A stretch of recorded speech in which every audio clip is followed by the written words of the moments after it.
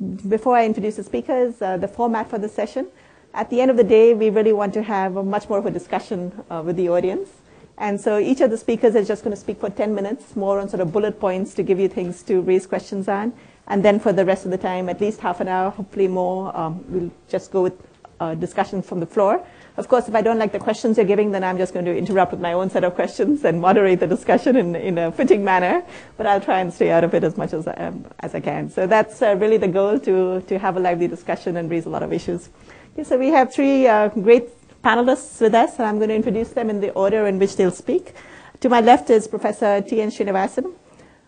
He's you can read through the bio in the program, and I can't read it in too much detail over there for me to go through. He's a Professor Emeritus at Yale. He's been a senior fellow at SCID, SIEPR for a long time. He's a very close personal friend, and if you have the privilege of getting to know him, he's a person, I think, who has evoked a lot of deep admiration in India, outside India, very highly respected in India, the father of Indian economics in many cases, and been widely awarded by the Indian government in a series of awards throughout the economy. On the far side of the table is Deepak Kamra, who is from Silicon Valley, a venture capitalist. He's a general partner at Canaan Partners, MBA from Harvard, and on the board of the National Venture Capital Association.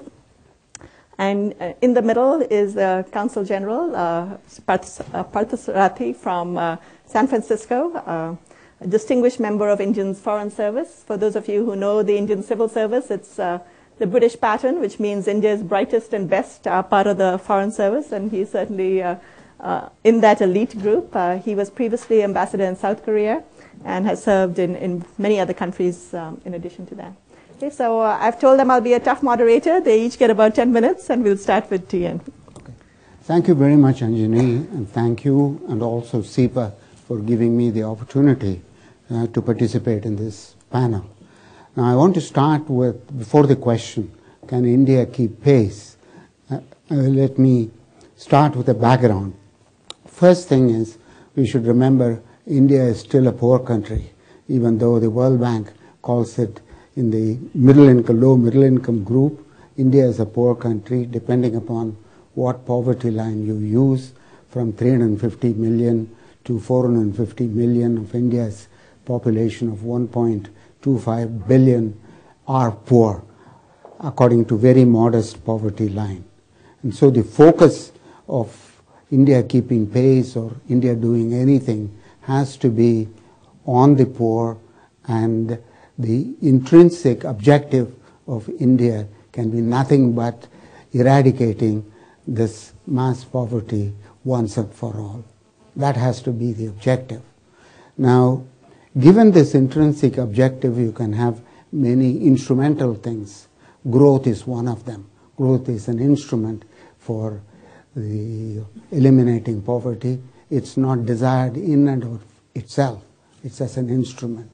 So you can go on and think about alternative, many instrumental objectives. For example, India in the power game, where does India stand in the global power ranking? That could be one thing, but that's not intrinsic. That's again primarily could be an instrument for something else. So focus should be on the intrinsic objective. Now, since growth is an instrument and growth is what is being talked about in the context of can India keep pace, I thought I should start with what is it India should keep pace in that context. Now, the finance minister, Mr. Chidambaram, now he's very savvy and he's on the internet and on all the other instruments of communication, and he recently, with the group Google Hangout or something it's called, and he said there is nothing that can stop India from being the third largest economy in the world, with China and the United States, of course. Now, there is nothing that could stop India except India itself. So my talk in part is going to be what are the constraints that India places itself on achieving whatever it wants to achieve. That's going to be my primary focus of the talk. But it seems to me he views this being the third largest economy as a desirable objective, but it is not. It's neither here nor there for me. My focus once again is at the intrinsic objective. Second thing that has been talked about in two incarnations. In the 50s and 60s, we talked about India, comparison of India and China. And at that time, the democratic India and the communist China, which is going to solve the development problem. Now we are again talking about the India-China comparison. Once again, keeping up with China is not the most desirable, necessarily the objective, unless it leads to something else. And again, the something else has to be the eradication of poverty. So that is also not an objective in my perspective for keeping pace. So keeping this poverty eradication in focus, what are the instruments that you can think of? What are the constraints you can think of?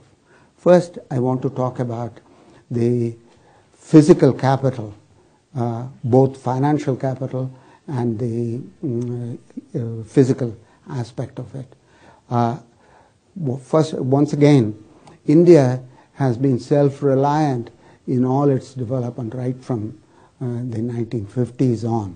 So the contribution of external capital to India's development is modest, extremely modest. And so that's still the case.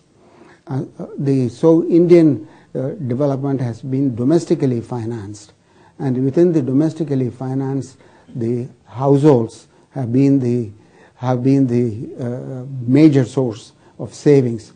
Out of India's savings of 31% or so in 2011-12, around 22% or so is by the households. The public sector contributes very little to savings, and the corporate sector provides a modest amount, but it's second rank.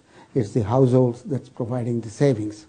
Now, if you look at the investment part also, there again, the public sector invests significant amount of the savings, and so does corporate sector. But the household sector is also a major investor in the economy. About 15% of GDP is being invested by the household sector. That is in the form what the Indian accounts called physical savings, direct savings in the form of physical assets. It doesn't go through any financial institution. There is no financial intermediation. Household takes from one pocket as savings and put it as investment in the investment pocket. So that's again the household saving. So this is the state of the overall financing of investment. Okay, so it is the household doing it, and so the incentive structure for savings have to be focused on the households and primarily, and then subsequently on the other sectors.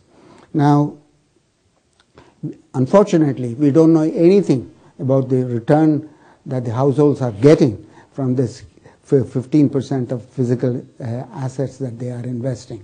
That's a data lacuna in the Indian case. Second point I want to make on this is what